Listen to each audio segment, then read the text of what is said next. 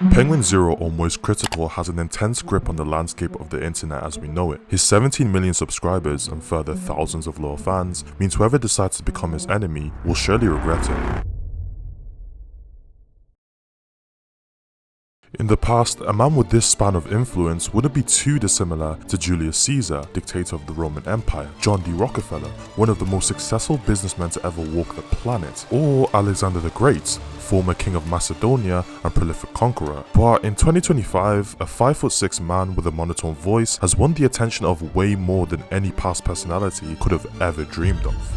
Alright, so I remember one thing from high school history, okay? It was that Aristotle and Socrates are the greatest philosophers of all time. I'm not exactly sure why or what they did, but I've been told that they're two of the greatest minds that this world has ever seen. But now, in 2024, we finally have some competition. Moist Critical. We're in an era where you can reach millions of people through the click of a button, and through this, many doors have been opened for people who were in an otherwise hopeless situation. I got out of high school and I got my wish. I didn't pay attention in school. My teachers told me if I didn't go to college, I'd never make it, never be anybody. So I got my wish. I got out of school and now all I had was these stupid videos I wanted to make. No education, no college. And as a result, we have seen two types of people. There's the people who see YouTube and see a business opportunity, and then there's the people who are literally born for this. I know, no autographs. I'm just a normal person like all of you. I put my pants on one nipple at a time and wipe my ass crack after a hard shit with both hands. Penguinz0, or real name Charlie, created his channel in May of 2007, which actually turns out to be before I was born. Damn, am I reading that right? And like many of us at a young age, he started YouTube the only way we knew how. Gaming, a staple in the assortment of typical male hobbies. Many of us received a PlayStation 3 or Xbox 360 for Christmas, a PSP for our 10th birthday, and from then on, it was a spiral. Charlie was no different, and his story becomes more remarkable when I tell you all the notoriety, subscribers, and entrepreneurship and podcasting started with this.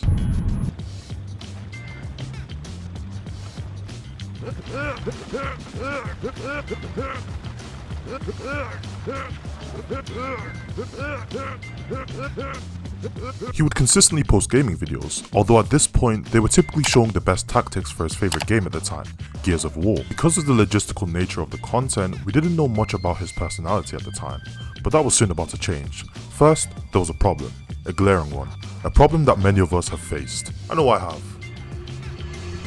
He was kinda shit. 2 years went by on the platform, and because of the aforementioned reason, he wouldn't see much success. Then 2010 rolled around. He didn't know it, but his life was about to change forever. Charlie changed his content strategy. Because he was dog shit at the game, he would lean fully into the entertainment side of things, branching out into other games, an early rendition of what we see today. This is what happens, you see a giant space alien pissing towards the spacecraft, and Houston's freaking the fuck out, but I can understand that, because if I saw alien piss rocketing towards my face, I would probably drink that piss, but with caution, because I am not sure what kind of chemicals that piss can contain. Streamers and YouTubers aren't just good at games or certain things, their brand is their whole personality. Audiences come for the titles and thumbnails, but eventually they stay for the person. The current stage can be described as a nightmare for a soulless business, but a dream for innovators. The first glimpses of Charlie's personality was definitely an acquired taste, but the monotone voice, tone of frankness, and witted humor resonated with many, and in a world packed to the teeth with competition, a teenage boy saying dumb stuff over a trash gameplay was a breath of fresh air. And I confused the shit out of myself. How the fuck did I even get down on the ground? I don't know. It effectively showed you that you don't need big fancy production quality. By this point, he was seeing hundreds of admirers, hundreds became thousands, but one single admirer stood out from the rest. Ray William Johnson, a name everyone in 2010 would be familiar with. Hell, he was the most subscribed YouTuber on the platform, and when little 15-year-old Charlie was given his flowers courtesy of Ray, it rocked his damn world. Now this dude made a funny video demonstrating how difficult it is to get this guy to run straight. And it's f***ing impossible. So, I'm commentating this while I'm playing. In 2010, something incredible happened. A guy named Ray William Johnson put one of my videos, my QWOP video, in his video, where he just, talks about viral videos, even though mine wasn't. For some reason, he slipped it in there. Might have been by accident. I don't know. When that happened, man, that was like winning the lottery for me. I can still remember that day vividly. I don't think I have smiled that hard or been that giddy since. It was such an incredible feeling. It's hard to put it into words. But the journey was far from smooth sailing. It never is.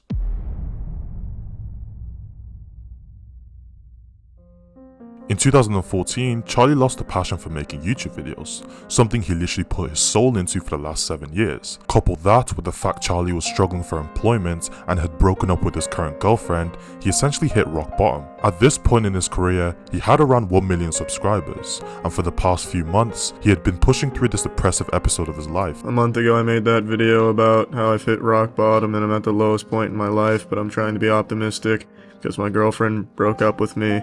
And I just couldn't find a job, still can't find a job. I want everyone to know my name. I want my name to be remembered. I want to be remembered. I want to be remembered as someone who made a positive impact on the entire world. Now you may be struggling to figure out how the tone of voice in this video is any different to any other video.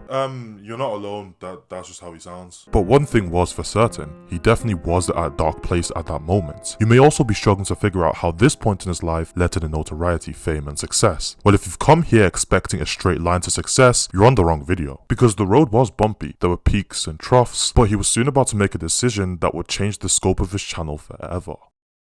In 2017, Charlie decided to put a face to the voice. Whereas we've seen face reveals go left for creators, this would prove to be an overall good decision. Get used to this white t-shirt because it's not going anywhere. Either way, this gave him another level to connect with his fans. If you watched his channel at the time, chances are you were probably already a pretty niche kind of human. His humor was dry, deadpan, and purposely impertinently witty. The wrong crowd could easily find him annoying, but people who got it, got it. And what they didn't realize, what nobody realized, was that his very personal brand was about to become a force to be reckoned with. With over 1 million subscribers, full of niche fans who would probably go to war for Charlie, he decided it was time to switch up his content. People would soon find out that underneath the superficial punchlines and jokes, he was actually a very level-headed person. Standard gameplay became energetic speedruns, tutorials became game reviews, and he dipped his toes into the murky waters that is internet drama. Let's get right into the news.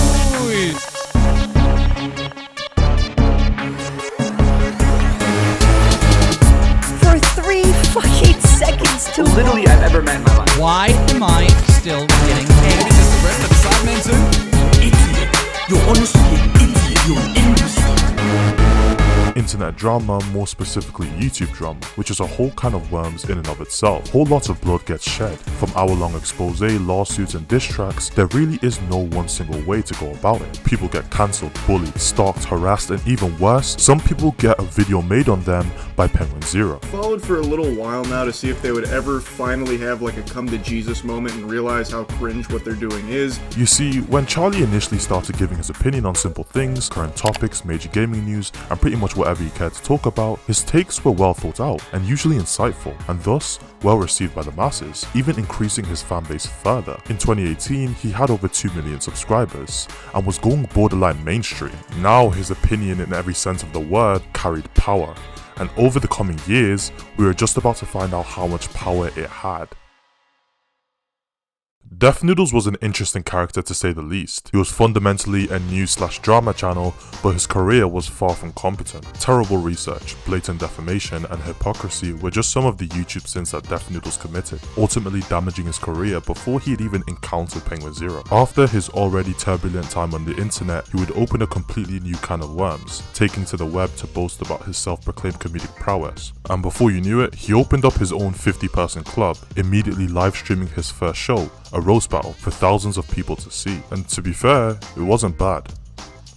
It was pandemonium. Unprepared theatrics, audiences waiting, terrible jokes. It's like nothing could have went worse. The pain of insufferable jokes are inherently amplified when you realize the crowd was waiting for nearly 30 minutes for them to come out. He also got hit with a ban, presumably for one of the jokes told on air. But a few days later, the ban would become the least of his worries. So all they can do is roast each other's appearance because they don't know them. They're random people that he got together and told them to roast each other. So it leads to the most awful, uncomfortable moments I've seen on the big stage. figuratively speaking, on stage. This was an event he charged money for, so like you paid for this, keep in mind. Okay. Hey Siri, give me a coin. I don't think that's how it works. Now, based on what Charlie said alone, this could have been a throwaway moment, a hiccup in DefNoodles' career, and it could have been swept under the rug. Instead, what he got was a 90% dislike ratio, comments flooded with negative remarks, and a loss of a couple thousand subscribers, and it was all due to the way he responded. The greatest crime that I committed was to have caused the great moist critical to cringe. I have unfortunately committed the most heinous sin a YouTuber can commit in their careers. He seems incredibly butthurt, but at the same time tries to hurl some insults at Charlie that just didn't land. But what it did land in was a round 2 from Charlie. At this point, he was literally manufacturing the coffin to his own career. And just to make sure the coffin was made out of steel, he would announce another roast battle, this one somehow being worse than the last. It's another video from Charlie. At this point, it felt like Charlie was being fed these videos, and with each passing hour, DefNoodles was burning his own career to a crisp. In the end, he would lose the majority of his fanbase. Decline of viewership and public sentiment surrounding his name could be summed up by his dislike ratio alone.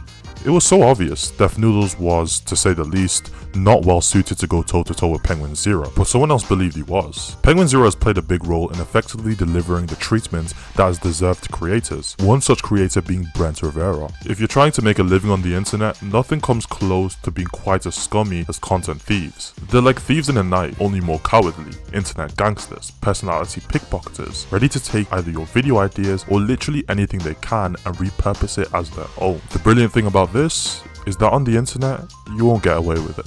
And people have taken a proactive approach to remind them that they don't approve of stolen content. The comments on his videos are my point in case, even being publicly humiliated for his actions. Brent Rivera, you are most likely to copy my thumbnails.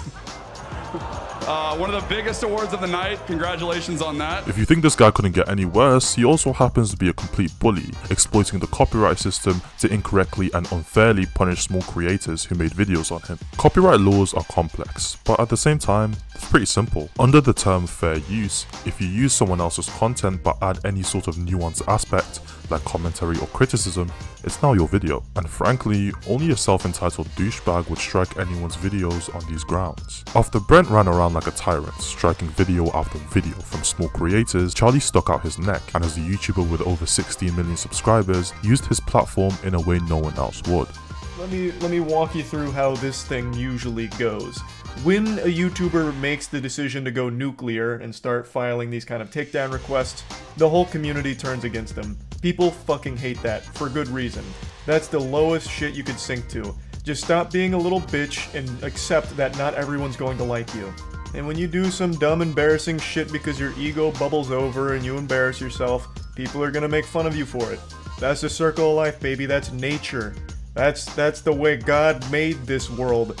And the cyberspace as well. Put simply, Charlie schooled Brent, and more eyes and attention were focused on this blatant exploitation more than ever. Of course, thanks to Charlie's influence. Quite suddenly, public pressure became increasingly intense, and every object has a shatter point, a limitation to its strength. Apply enough pressure, and it's gonna break. Brent clearly realized he up and backtracked, reinstating videos that were previously struck and attempting to reconcile with creators. Most critical, or Penguinz0, clearly being a catalyst of influence. But this wouldn't be the last time Charlie would use his platform for righteous vigilantism. The Sneako and Penguinz0 beef started in 2022. This saga has been drawn out for years. Many feuds are, but this one is special because it all started with this. It's super hard to think that anything they say is real when they constantly make stupid fucking claims like this one. Not to mention they've both shown themselves to be frauds time and time again. You know, we're both triple-digit notch count, he's in the quadruples. There is no reality in the entirety of the fucking multiverse where this man has slept with one woman, let alone over 1,000 of them. Doctor Strange could peer into an endless multiverse and never find one where this guy slept with 1,000 women. They just say a whole bunch of made-up fun bullshit at the toxic constantly. masculine nature of a podcast that Sneako featured on. Sneako didn't own this podcast, he was merely a guest. This surely wouldn't provoke him, right? Wrong. And not only was he provoked, he took the feud to a whole new level. Sneako made it personal, bringing Charlie's girlfriend into it. Charlie clapped back, criticizing Sneako for making this personal over a few jokes that weren't even necessarily directed at him. Sneako replied on stream, stating minor disses and insults to Charlie. Here's where the beef migrated to Twitter, and it would be Twitter where Sneako gets absolutely destroyed. After some back and forth and Charlie ratioing Sneako on every tweet, mainly being about his previous takes on serious topics, the verbal war raged on. Charlie bolstered his ammunition while Sneako was getting barraged with a shower of bullets. Eventually, after all blood was shed, Charlie would make a video titled "Sneako is horrible," basically putting the nail in the coffin. Public sentiment was quite clearly on Charlie's side here, and he also influenced other people to create videos on Sneako's disagreeable antics and opinions. Once again, he was victorious, and single-handedly shifted the prevailing belief of what was previously a decently reputable YouTuber. Although this beef was eventually squashed, it goes to show the power that Moist Critical has when it comes to the general consensus. And these are just brief recaps of some of the more notable ones. Because trust me, there are many more. Charlie doesn't only become the YouTube Batman for a living, his career has branched off into a whole host of side quests. Remember 2020's Among Us craze? He was one of the frontrunners, finding himself in some of the biggest lobbies and groups that the game had to offer at its peak. This simply bolstered his already solid internet presence, and if you think his endeavours stopped there, you'd be sorely mistaken. He's produced music, co-founded an MCN, founded a whole esports team, launched a technology company, and still he's striving for more. Charlie didn't get his sphere of influence by putting people down or unnecessarily cyberbullying people. He simply gained credibility by having his topics well researched and making agreeable points and adding his deadpan humour to it. And that's not to say any of his victims were maliciously attacked by Charlie. Definitely not. He was simply raising awareness to and providing useful nuances of people who were already disliked for their own actions. Coming from someone who doesn't even customize his thumbnails, has very frank and straightforward titles, and hell, he doesn't even change his clothes. You probably wouldn't expect him to be as well articulated as he is. And if there's one thing I want you to take away from this video, it's this. If Penguinz0 makes a video critiquing you not replying is considered successful damage control.